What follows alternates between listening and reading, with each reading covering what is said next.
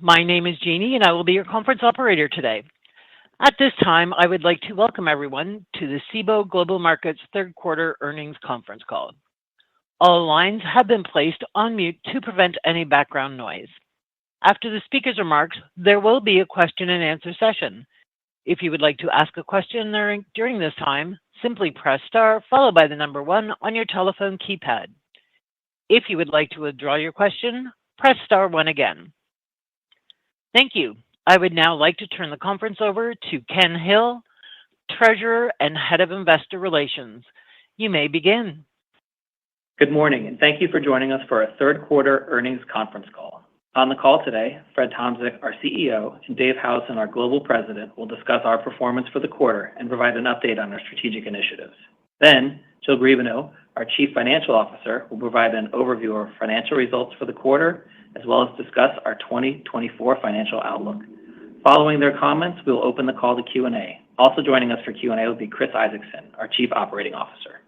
I'd like to point out that this presentation will include the use of slides. We will be showing the slides and providing commentary on each. A downloadable copy of the slide presentation is available in the Investor Relations portion of our website. During our remarks, we'll make some forward-looking statements which represent our current judgment on what the future may hold. And while we believe these judgments are reasonable, these forward-looking statements are not guarantees of future performance and involve certain assumptions, risks, and uncertainties. Actual outcomes and results may differ materially from what is expressed or implied in any forward-looking statements. Please refer to our filings with the SEC for a full discussion of the factors that may affect any forward-looking statements. We undertake no obligation to publicly update any forward-looking statements, whether as a result of new information, future events, or otherwise after this conference call. During the call this morning, we will be referring to non-GAAP measures as defined and reconciled in our earnings material. Now, I'd like to turn the call over to Fred. Good morning, and thank you for joining us today. I'm pleased to report on another record quarter of results for Cboe Global Markets. During the quarter, we grew net revenue 11% year over year to a record $532 million, and adjusted diluted earnings per share rose by 8% to a record $2.22. These results were driven by strong volumes in our derivatives franchise, specifically our proprietary index options and futures products, solid volumes across our cash and spot markets, continued expansion of our data and access solutions business, and steady expense management. Our derivatives business delivered another record quarter as our organic net revenue increased 13% year over year. We saw solid volumes across our suite of S&P 500 index option products, with third quarter ADV in the SPX contract increasing 7% year over year to 3.1 million contracts. We also saw strong year over year growth in our volatility product suite during the third quarter as ADV increased 33% in VIX options and 20% in VIX futures. Given the secular and cyclical tailwinds in place, we believe we're well positioned as investors continue to utilize options in their portfolios and trading strategies. Our cash and spot markets category delivered another strong quarter, with a revenue increasing 12% on a year-over-year basis. The contribution was broad-based, with each of our global regions posting solid growth as compared to the third quarter of 2023. Our data and access solutions business continued to drive solid results, with organic net revenue increasing 6% year over year for the third quarter. Given the acceleration we see in the trends during the month of September, we remain optimistic in the outlook for this business as we look to further leverage our global network and ecosystem to drive growth.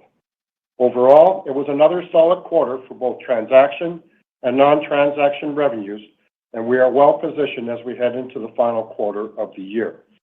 Over the past year as CEO, I have concentrated on sharpening our strategic focus and making important and deliberate decisions on how to best allocate our capital and resources to support our growth strategy.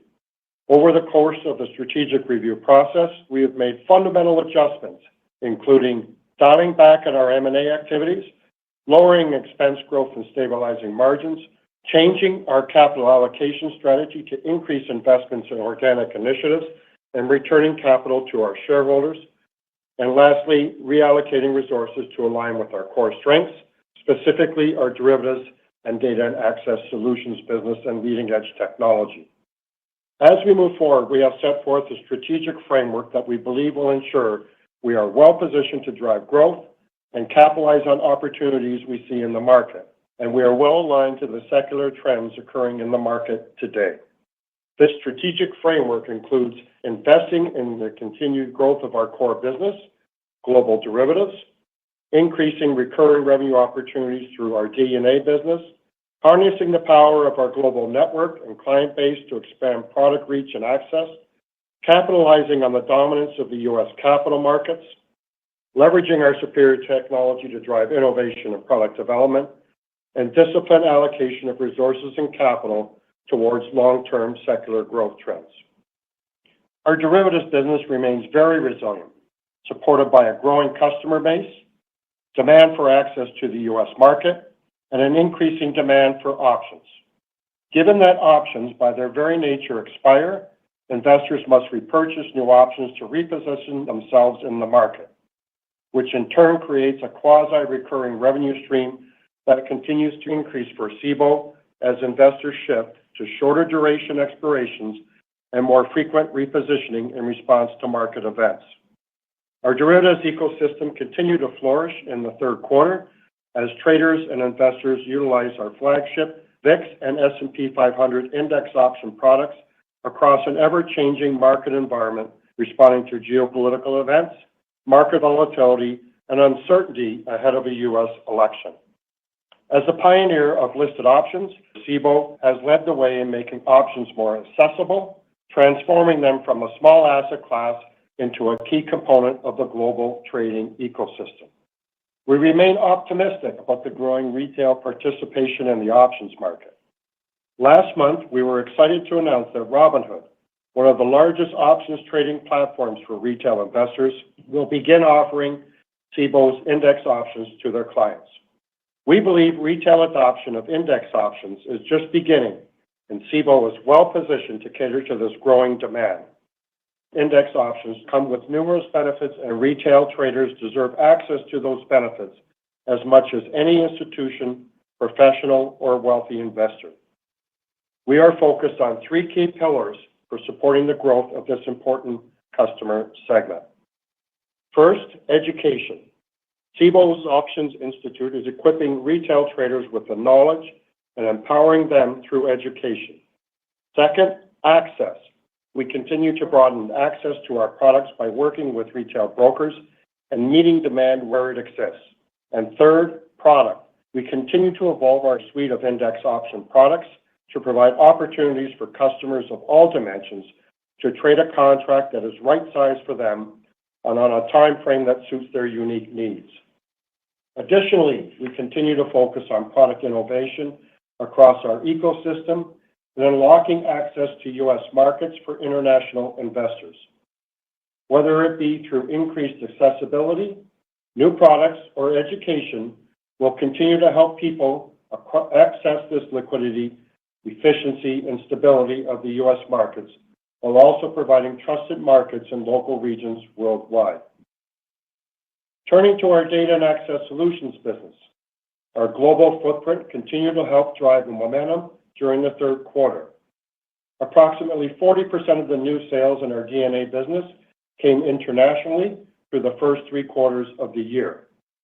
Additionally, as we reallocated capital towards investment in our technology platform over the past year, we have seen these organic investments begin to bear fruit within our D&A business. The D&A technology investments have been focused on optimizing efficiencies across 3 core areas: access, data, and insights.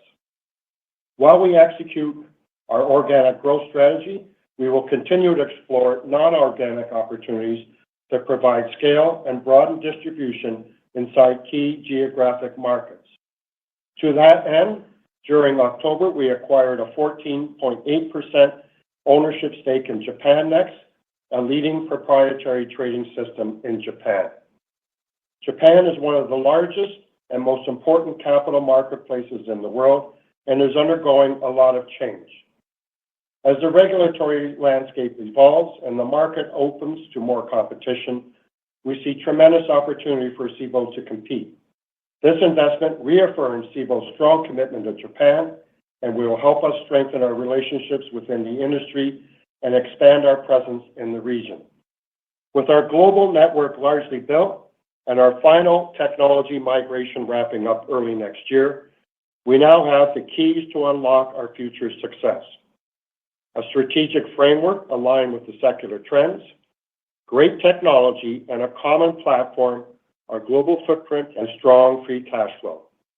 We remain committed to maintaining a flexible balance sheet while investing in organic growth initiatives, our technology, and operating efficiencies, in turn driving future revenue growth, enhanced margins, and earnings growth for Cboe. I'll now pass it over to Dave to discuss business line results. Thanks, Fred. The third quarter was a strong one for our derivatives franchise, with Cboe producing a 13% increase in net revenue on a year-over-year basis.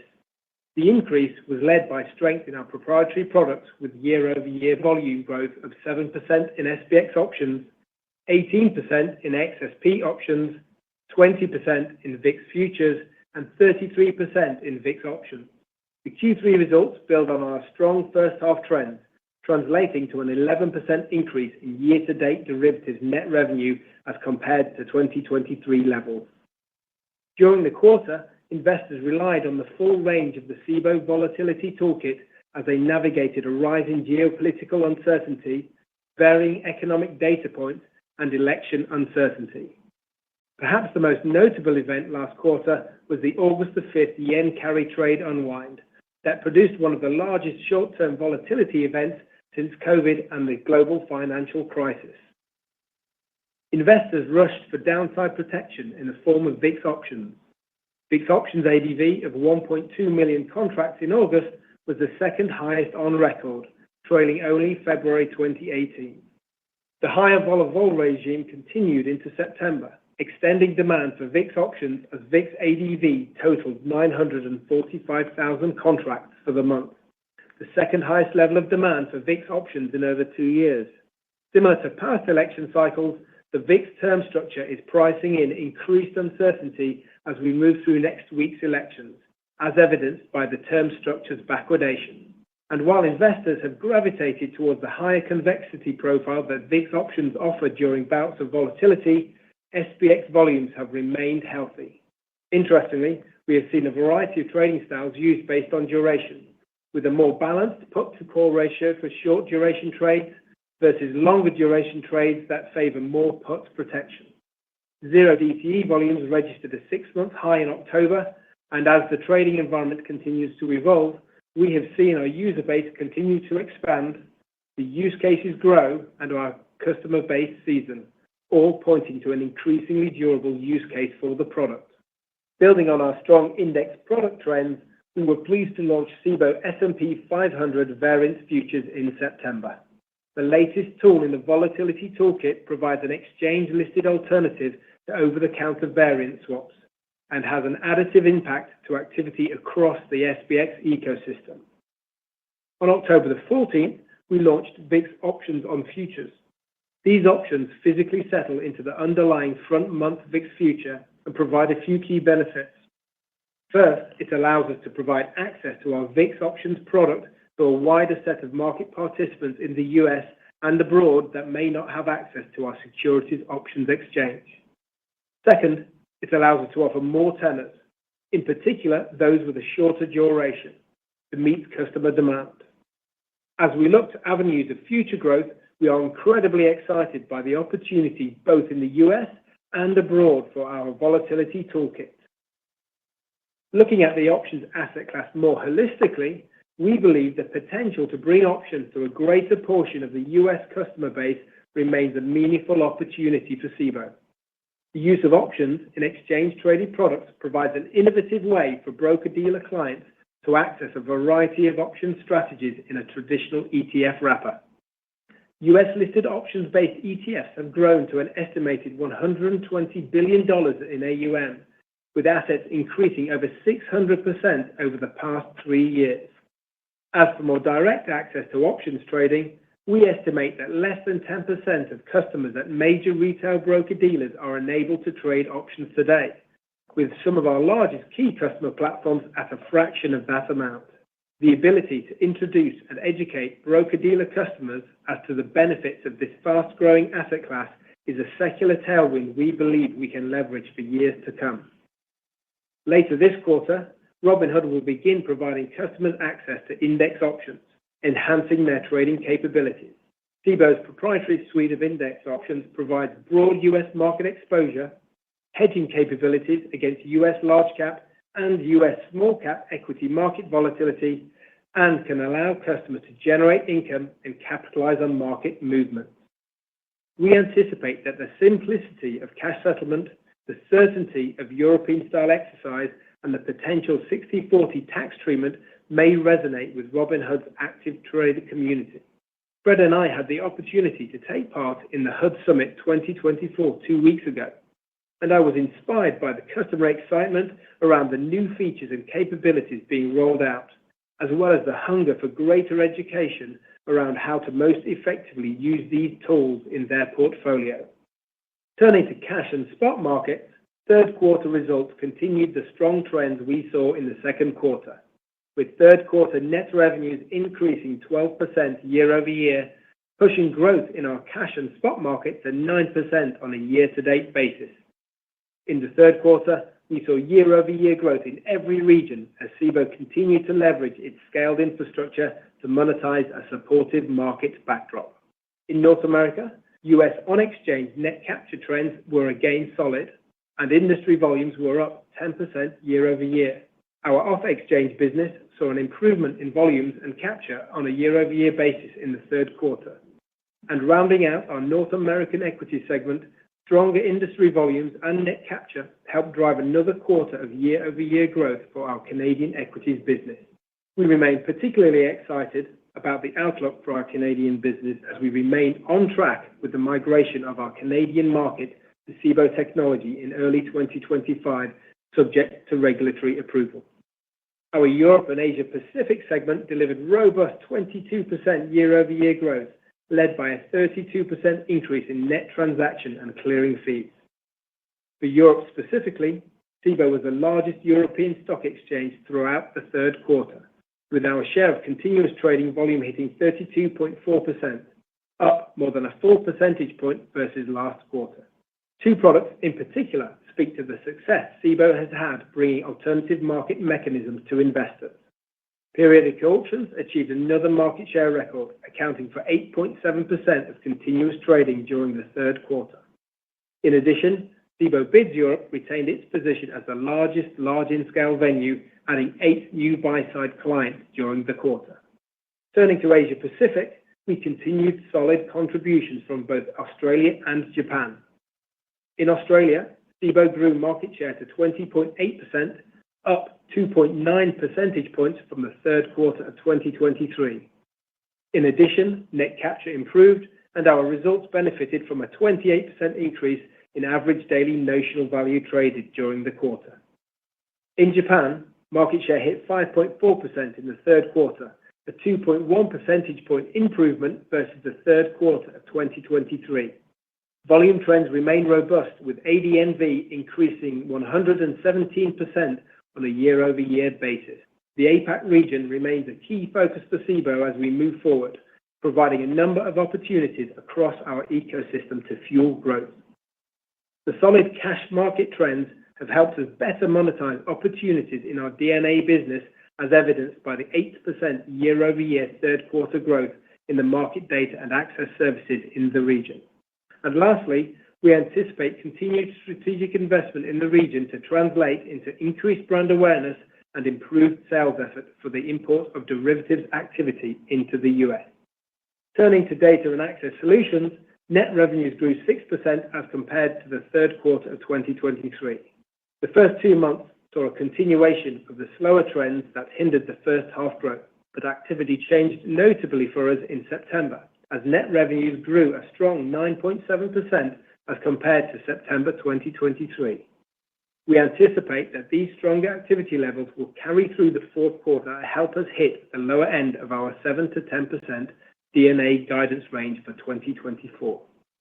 The September strength on a year-over-year basis has been broad-based, with the index analytics and international businesses all producing solid year-over-year increases.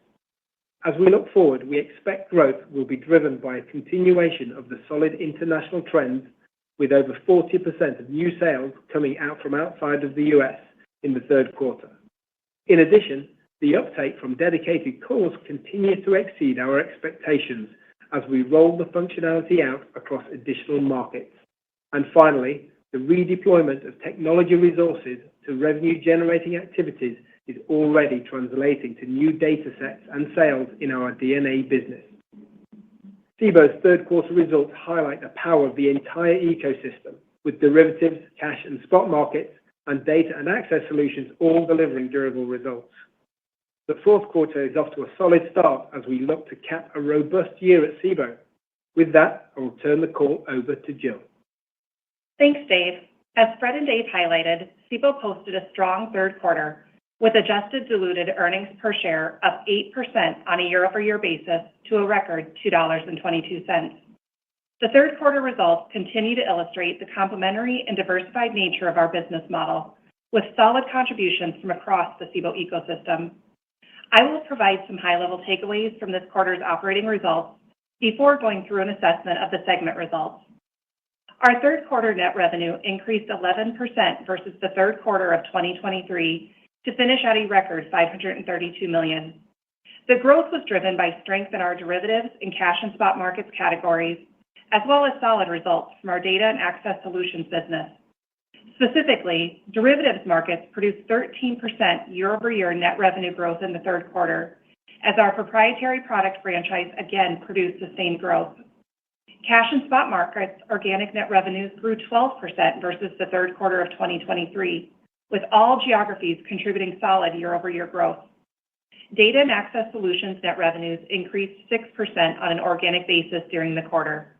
As Dave highlighted earlier, we saw an acceleration of activity in September and remain confident in our ability to hit the lower end of our 7 to 10% targeted net revenue growth range for 2024. Adjusted operating expenses increased 13% to $204 million for the quarter, with the year-over-year growth driven by higher compensation-related expenses, as well as travel and promotional expenses, partially offset by a decrease in professional fees and outside services. An adjusted EBITDA of $342 million grew 7% versus the third quarter of 2023. Turning to the key drivers by segment, our press release in the appendix of our slide deck include information detailing the key metrics for our business segments, so I'll provide some highlights for each. The options segment generated record net revenue with 10% year-over-year growth led by higher index options transaction fees. Total options ADV was up 2%, driven by a 13% increase in index options volume. Revenue per contract moved 10% higher as index options represented a higher percentage of total options volume, and multi-listed options RPC increased 15%. North American equities net revenue increased 3% on a year-over-year basis, reflecting higher transaction and clearing fees, as well as access and capacity fees. Increased net transaction and clearing fees were driven by both higher industry volumes and stronger net capture rates. On the non-transaction side, access and capacity fees increased 12% as compared to the third quarter of 2023. The Europe and APAC segment produced a 22% year-over-year increase in net revenue, a result of strong growth across both transaction and non-transaction revenues. Transaction revenue in Australia and Japan benefited from continued market share gains, as well as increased volumes versus the third quarter of 2023. The futures segment recorded 17% net revenue growth for the quarter, with higher net transaction and clearing fees reflecting a 19% increase in ADV. On the non-transaction side, market data revenues were up 9%. And finally, the FX segment delivered another quarter of record net revenue, with 9% year-over-year growth driven by higher net transaction and clearing fees. Turning now to Cboe's data and access solutions business, net revenues were up 6% on an organic basis in the third quarter. International sales continued to underpin the growth, with over 40% of new sales coming from outside the U.S. over the quarter. We continue to believe DNA is well-positioned and anticipate an acceleration in trends during the fourth quarter, helping us deliver on the lower end of the DNA revenue growth guidance of 7 to 10%. More specifically, we expect to see continued strength from demand for access across our global markets, particularly as we increase our presence in new geographies and leverage the distribution capabilities of Cboe Global Cloud. The expansion of dedicated cores in our equities markets, greatly enhancing our options access layer, and increasing capabilities around our data, access, and insights as we reallocate technology resources from integration efforts to organic revenue-generating enhancements. Turning to expenses, total adjusted operating expenses were approximately $204 million for the quarter, up 13% compared to the third quarter of last year. The increase primarily resulted from higher compensation and benefits, given an increase in our short-term incentive accrual, driven by stronger revenue generation, as well as a $10 million benefit in the third quarter of 2023 from executive departures that did not recur in 2024. In addition, travel and promotional expenses were also higher on a year-over-year basis as we saw some acceleration in our marketing efforts. I would note that adjusting for the impact of the 2023 executive departures, total adjusted operating expenses would have increased a more modest 7% year-over-year for the third quarter, in line with our efforts to stabilize margins given the 11% revenue growth during the quarter. As we look ahead on slide 16 to our 2024 guidance, we are raising our full-year organic net revenue growth range to 7 to 9% from 6 to 8%. The updated guidance reflects our strong year-to-date results and a supportive outlook for the remainder of the year. Given the positive revisions to our revenue guidance, we are increasing our full-year 2024 adjusted expense guidance to $798 to $808 million, up from our prior guidance of $795 to $805 million. The $3 million increase captures the upward pressure on our short-term incentive bonus accrual, given our improved revenue guidance range, as well as some targeted marketing spend to capitalize on the expanded access of our index options product suite. We believe the refined revenue and expense guidance continues to strike the right balance as we look to drive long-term margin stability. Looking at our results on a year-to-date basis, we see that narrative reflected in the 80 basis point adjusted EBITDA margin expansion produced through the first three quarters of the year. Looking at our full-year guidance more broadly, we continue to anticipate hitting the lower end of our DNA organic net revenue guidance range of 7 to 10%. As Dave highlighted, September was a strong month for DNA revenue growth, and we expect to see those stronger trends carry through the fourth quarter. Below the line, we are increasing our expectation for other income to $7 to $9 million, from $4 to $6 million, given an increase in dividend income we realized during the third quarter. Within our earnings on investments line, we continue to expect $33 to $37 million from positive marks on our investments. In total, this raises our 2024 expected impact on non-operating income to $40 to $46 million, from $37 to $43 million. We are also increasing our full-year guidance range for CapEx to $57 to $63 million, from $51 to $57 million, primarily resulting from an acceleration of technology investments across our businesses. Depreciation and amortization is expected to remain in the range of $43 to $47 million for the year.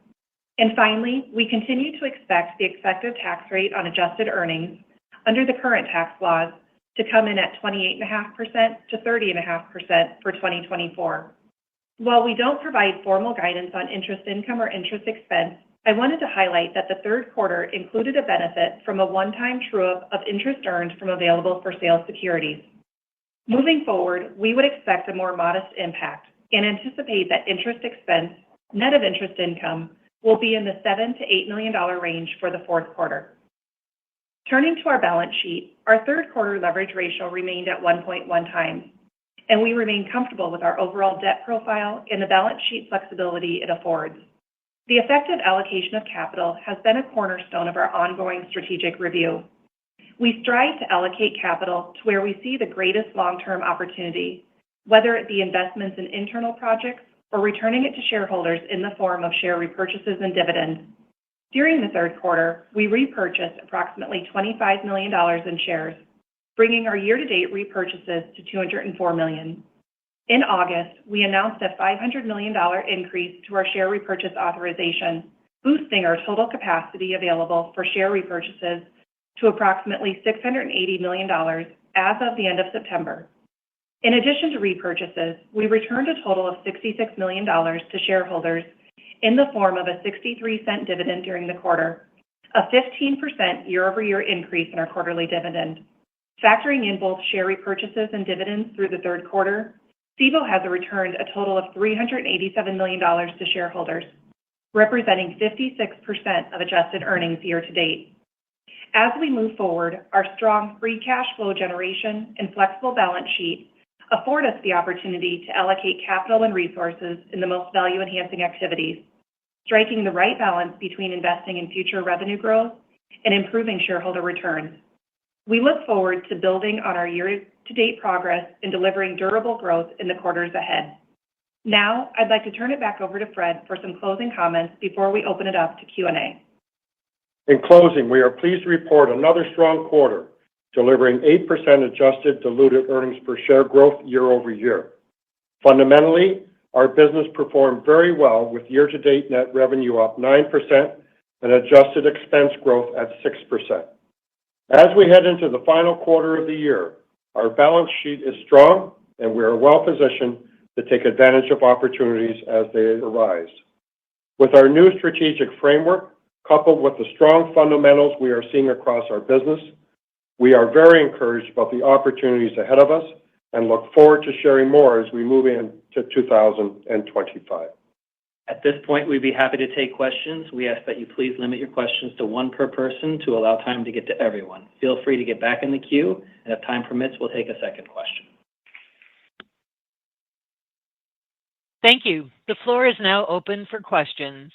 If you have dialed in and would like to ask a question, please press star one on your telephone keypad to raise your hand and join the queue. If you would like to withdraw your question, simply press star one again. If you are called upon to ask your question and are listening via loudspeaker on your device, please pick up your handset and ensure that your phone is not on mute when asking your question. Your first question comes from the line of Patrick Moley with Piper Sandler. Please go ahead. Yeah, good morning. Thanks for taking the question. On the D&A revenue guidance, Jill, you said you expect to see a step up in the fourth quarter that's going to get you to the low end of that 7 to 10% range. Could you maybe just elaborate on what you're seeing there and the drivers? And then is this indicative of a more sustainable step up or acceleration in D&A revenues, or is it more so just related to timing of some of those cash collections and enterprise sales? Thanks. Thanks very much for the question, Patrick, and well done for keeping up the tradition of being first in the queue there. As we look back over time, you rightly point out that we do see inflection points in timing when it comes to the recognition of certain D&A revenues under that line item there. So that's certainly a factor that will come into play as we go forward. In terms of the confidence and the drivers for the hitting the 7 to 10% guidance this year, it's really around about four categories. The first is new sales. The new sales there, we talked about it on the call, 40% coming internationally there. And the pipeline and the hiring that we're doing there internationally to really continue that pipeline of sales is where we draw confidence in terms of the new sales item. Then there's pricing. The pricing changes that we put in place earlier this year as we periodically review pricing across our franchise and to make sure we're extracting the appropriate value from products. Those impacts will be seen continuing through this year and, of course, into next year. Then the third area is technology investments. The results from the investments of the technology resources freeing up from migrations over the last year, bearing fruit this year. Those investments at the first half of this year really begin to pay off again this year and into next year. I'll point out dedicated calls, that new access layer architecture for our equities venues in the United States, really performing above our expectations, and we're rolling that out through to other markets later this year and into next year. And then finally, from those technology investments and enhancements in the core platform, that allows us to have new insights generated, new data sets that really represent value for customers that they're willing to pay for. And those data and insights allow customers to optimize their interaction with the core platform there. So those four factors really giving that confidence as we see the short-term bringing us through into the new year where we'll see more growth. Great. Thanks for the color. Your next question comes from the line of Ben Budish with Barclays. Please go ahead. Hi, good morning, and thank you for taking my question. I imagine in the near term you're focused on some of the more recent opportunities, Robinhood and some of the other global brokers you've announced, I think earlier in the year that added some Cboe products. But as you think farther out, how do you think about continuing to expand that opportunity set? Are there other major brokers in the U.S. or elsewhere that don't have access to the full suite of Cboe products, or is the opportunity really about sort of bring more education to that kind of big chunk of customers who are either not enabled for options or are not using them regularly? How do you think about those two different opportunity sets? Thank you. Yeah, thanks very much for the question there. It's both. So we continue to see growth in new customer acquisition. You mentioned those Asia Pacific brokers we've talked about earlier on in this year coming on board, those new customers, as we talked about, really leaning into that secular growth trend of foreign assets invested, that appetite for access to the U.S. capital markets. So we're going to continue to lean into that long-term trend to deliver long-term value. We're doing that through hiring, putting boots on the ground. We're doing that through extended marketing in region and education going hand in hand there. And then secondly, when it comes to that retail brokerage platform and network you mentioned there, it's really about further penetration of those user bases. And we think we're in the early innings of adoption by users of retail brokers.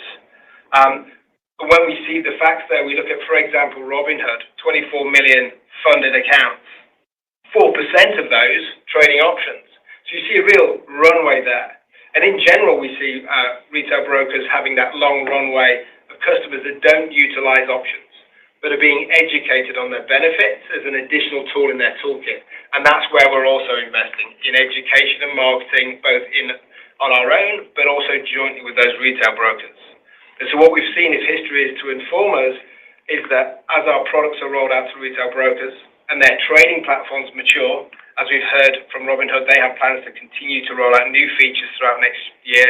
We see durable growth there, and we expect to see our products really come into light because of the differentiation of the products themselves, really being quite a compelling additive to a customer's portfolio as they begin to learn the attendant benefits, the simplicity of a cash-settled index option. All right, got it. Thanks so much, David. Your next question comes from the line of Dan Fannon with Jefferies. Please go ahead. Thanks. Good morning. My question is for Fred. A year ago on your first call, you talked about narrowing focus and margin improvement and capital return. And then, as we sit here today, we see an inorganic back on the table again, and I think talking about that a little bit more. So curious about kind of what the change in the strategic focus really was from a year ago to today, and how we should think about inorganic versus organic growth priorities and capital return going forward. Yeah, I think relative to a year ago, if you go back, we had done a lot of acquisitions. We were doing a lot of migrations, and a lot of those acquisitions were small and were consuming a lot of the resources of the organization.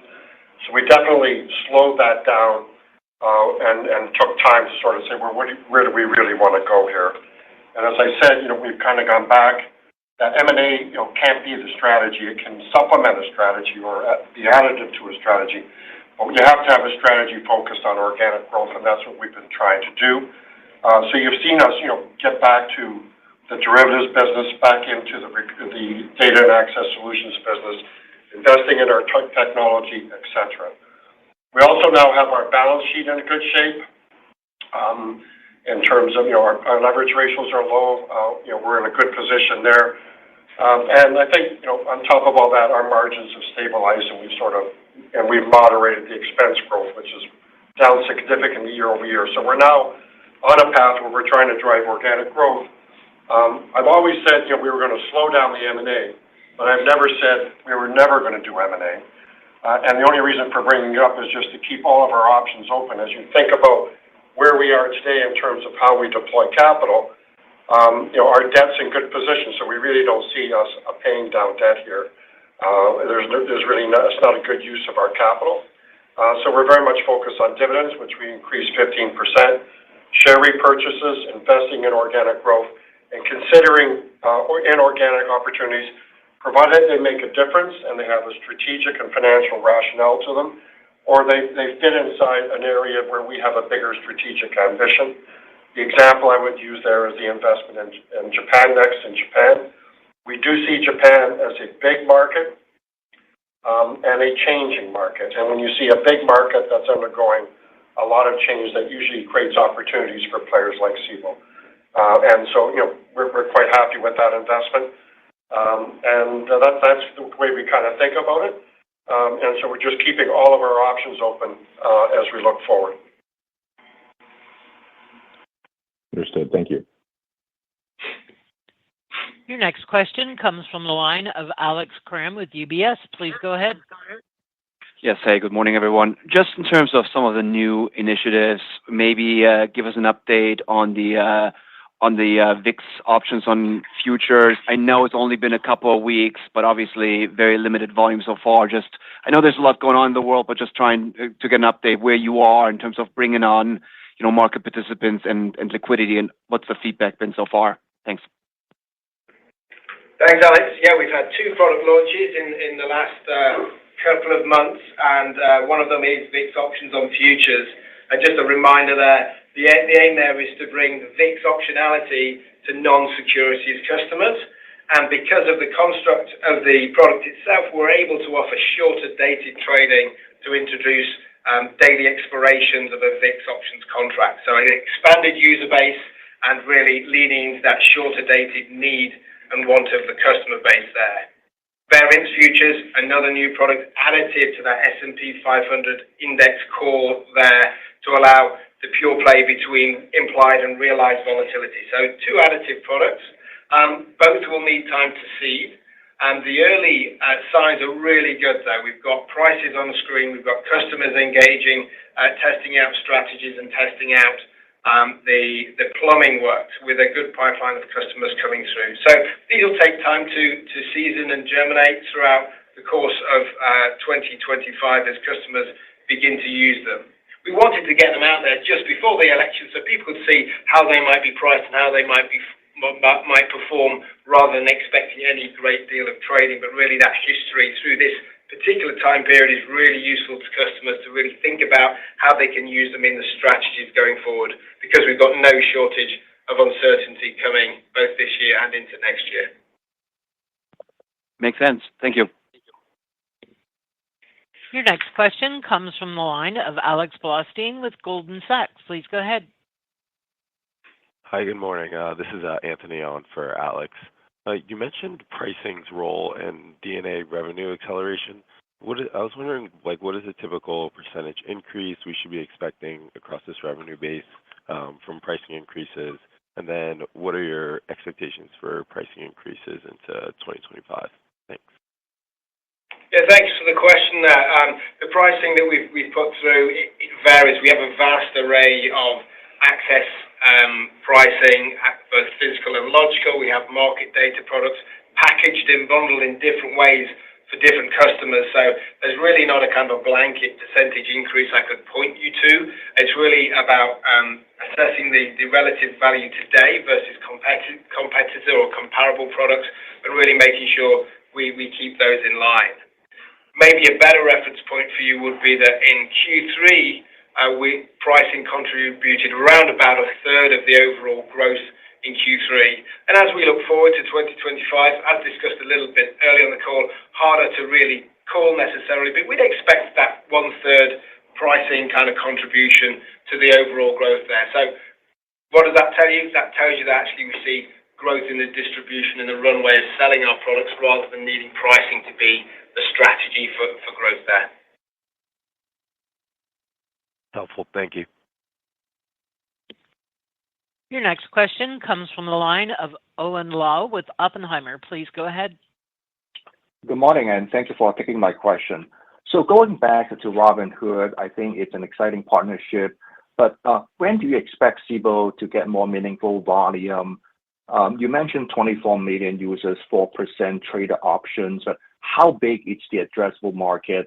And is there anything Cboe can do to help drive higher volume in this channel? Thanks a lot. Thanks, Aaron. Yeah, there's certainly a few things we can do, and we've been doing them both this year and with some incremental investment towards the end of this year and into next. It's going to be a journey, though. It's a journey for us. It's a journey for Robinhood and their customer base. So Robinhood have a new platform to roll out, which will take place throughout next year and begin to add increased functionality. More generally, that brings increased competition amongst the vibrant group of retail brokers that we have as customers. So increased competition is a good sign there in the industry. When we think about the customer base and the runway, yeah, the numbers are in front of us. 24 million funded accounts, 4% trade options today. What we're doing to help with the education, which is really, really important here, and Fred and I got to see it in physical manifestation at the Robinhood conference as customers were eager to learn how to trade spreads, how to sell premium, to generate income and have a diverse range of strategies in their portfolio. So the education is where we're investing, both on our own and jointly with retail brokers like Robinhood and others to help get that evergreen education in the hands of the retail base so that they can really achieve their own financial literacy and financial independence. Then there's marketing. Marketing is really important, both, again, jointly and individually, to really feed into that education piece because the products are important here. The cash-settled index options product is really, really key. The simplicity of cash-settled, trading bell to bell, the certainty of the European exercise, knowing that one leg of your spread won't get called away. And then there's the tax treatment, the potential for 60/40 tax treatment benefits, really helping with the economics. So it's important we educate on that and that we market the benefits of that as well as we go through. So where are we investing? Education, marketing, and broadening out that access by putting more boots on the ground around the world to help feed what has already been a strong secular trend and one that we see continuing out into the future. Got it. Thanks a lot. Owen, I'd just like to add, Dave covered it very well, but as they add our products and they mature their platforms and continue to grow the usage of our products, they're also, they and other brokers are going international, which feeds right into our import strategy. And then one thing that we haven't mentioned is defined outcome ETPs that are out there don't have usage of our products, but the customer doesn't have direct usage. So even if they're not going through a retail broker to directly trade our index options products, they may be using them through another product like defined outcome, which we think is a long-term secular trend that will carry on for a long time. So a lot of growth we see yet to come.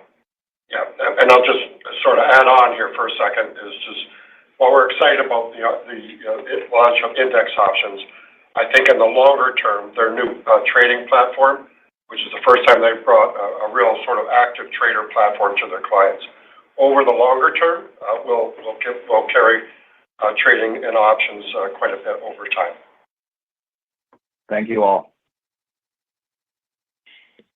Your next question comes from the line of Craig Siegenthaler with Bank of America. Please go ahead.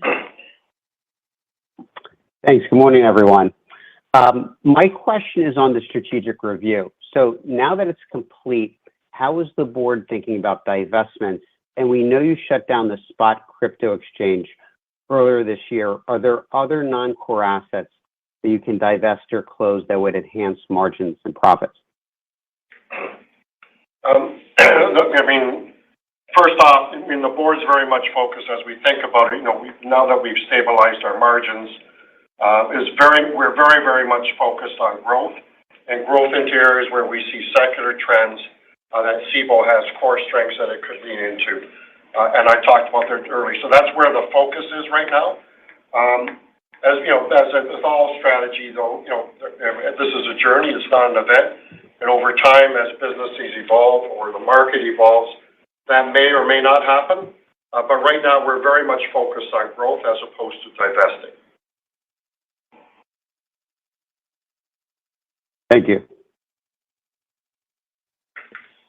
Your next question comes from the line of Ashish Sabadra with RBC Capital. Please go ahead.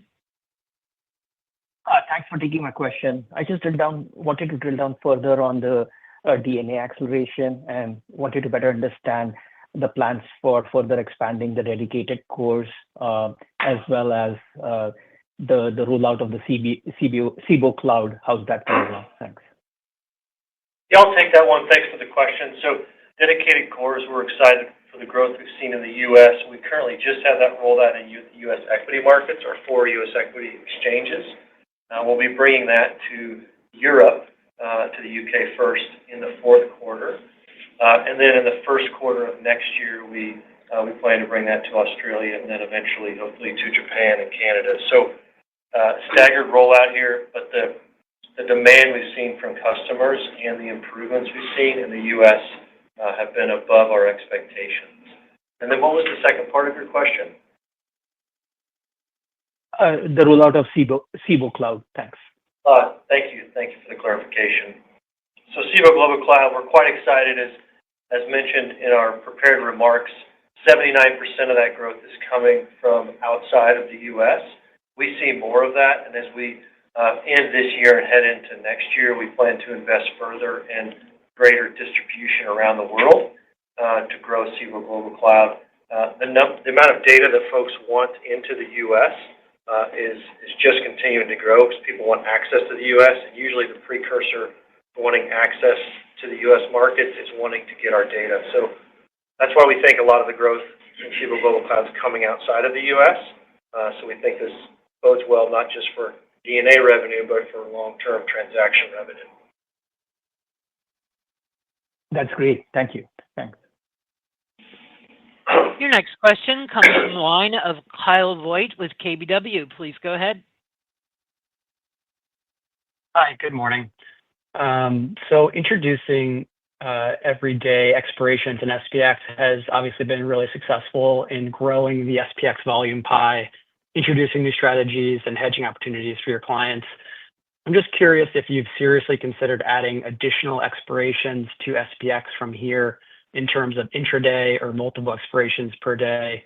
What are the operational challenges with potentially doing that, and how close could that be? Thanks very much for the question. As we think about product development more holistically, it's about looking to simplify the complex, bringing transparency to anywhere there's opacity or any information kind of barriers, and bringing OTC trading on exchange and really allowing for more flexible trading styles and trading patterns. And that's really looking to bring both for smaller users, every investment strategy to every wallet size, but also having a suite of products in the volatility toolkit that can really allow customers to be nimble around market cycles and volatility regimes.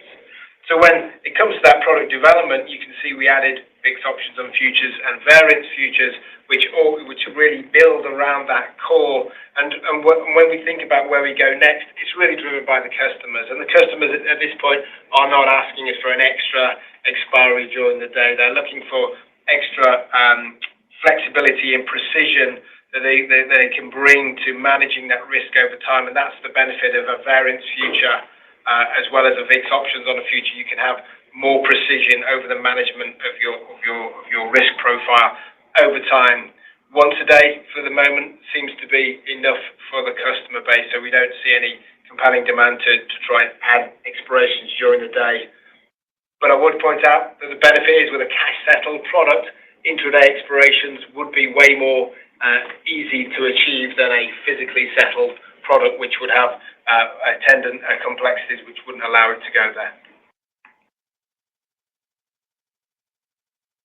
Great. Thanks. Your next question comes from the line of Bill Katz with TD Cowen. Please go ahead. Great. Thanks very much for taking the question. So I've heard two themes today. One is sort of top-line growth, but the second one is a fair amount of investment spending. I think you've said boots on the ground for a bit of time as well. How should we be thinking about, at least preliminary, the rate of core expense growth for next year? And I noticed your EBITDA margin actually slipped a couple percentage points, both quarter-on-quarter and year-on-year. So are we close to peak margin for the business as you think about maybe the interplay between revenue and expense growth? Thank you.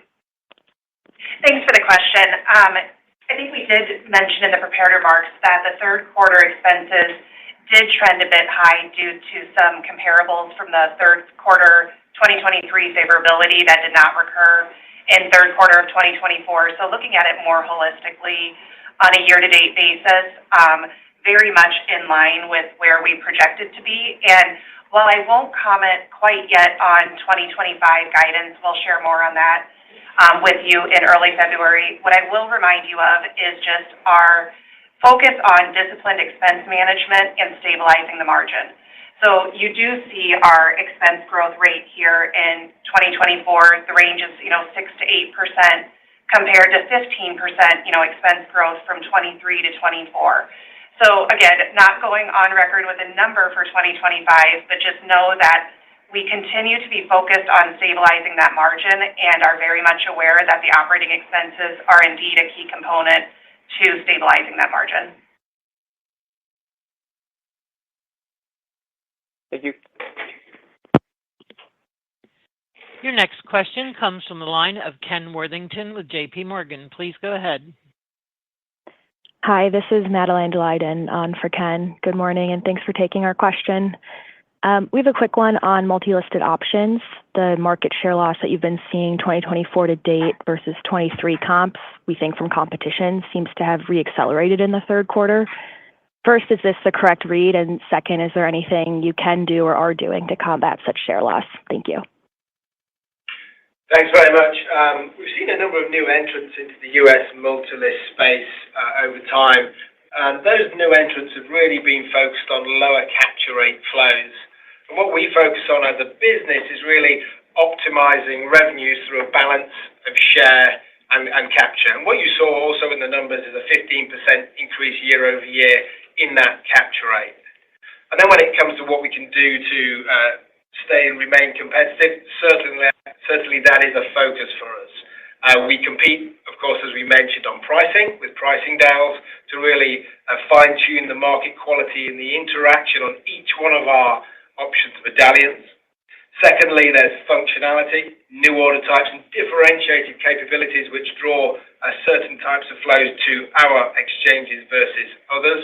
And then finally, it's technology, and that's really been the focus of this year. We mentioned it earlier in the call, the new options access architecture coming to BZX options earlier in the quarter, and Chris might have a couple of things to say about that in a moment.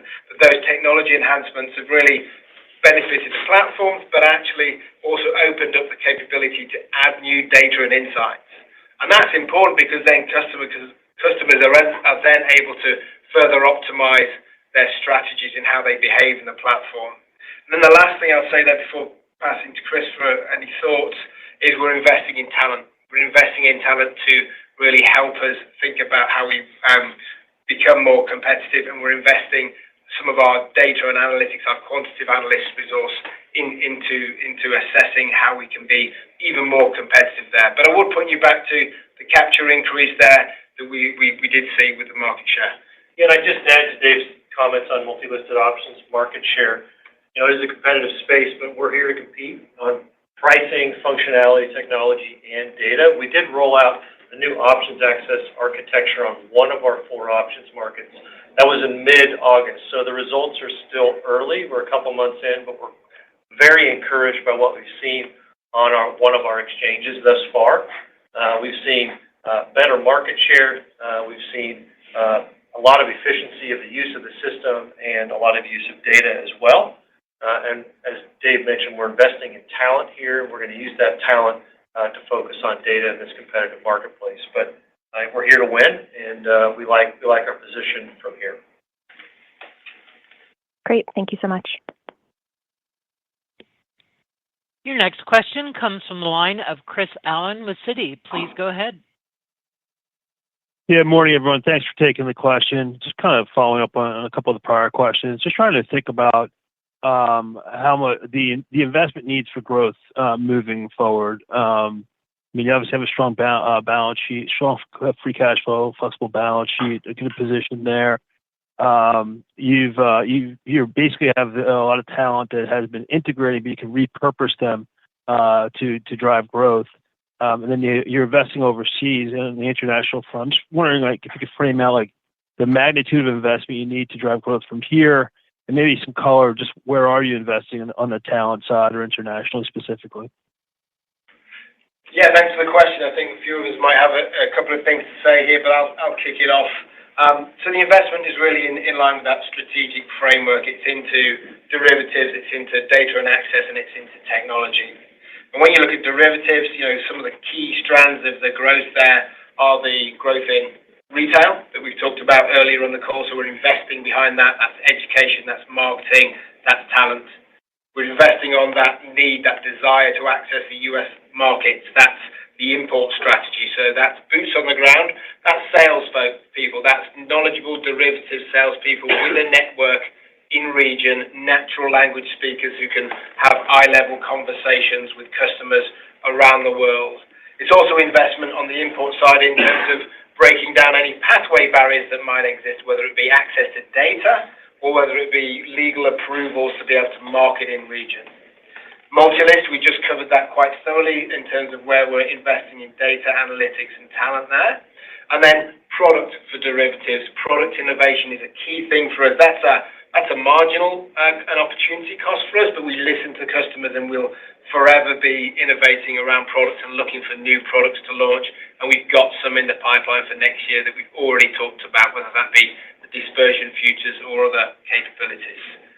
Data and access, we've talked about that on the call as well. That's investing in analytics, investing in index capability around that defined outcome space, that embedded option space in derivatives. For our index business, we get a lot. We own about 80-90% of the ETFs and are listed with Cboe in the defined outcome space. And then it's looking for incremental insights that Chris talked about there. And then on the technology side, I'll hand over to Chris and maybe to Jill for any particular insights she might have. Just a couple comments here on the redeployment of resources. As mentioned in the prepared remarks, we'll finish our Canadian migration here in March. That'll be our last migration to the Cboe technology platform. We're excited about that. We've spent a fair amount of time, a lot of resources this year making that happen. We think that's worth it, but those will free up a substantial amount of them to focus on high growth areas like derivatives and DNA going forward. And Jill can probably talk to the CapEx, but we've accelerated some CapEx, like she mentioned. And then I'll just end with data and AI. We are investing heavily in our data analytics platform and also focused on AI, not just to drive productivity within the organization, but to explore and enhance revenue opportunities to our customers. I'll hand to Jill. Thank you. And just to wrap us up here, you correctly alluded that our balance sheet is in very strong position. We do have a lot of strategic flexibility there, which is a great position to be in. I think where we sit today, we're aiming to just allocate that capital and our resources in the most value-enhancing way. Just trying to strike the right balance between investing in the future revenue growth and then optimizing our margins.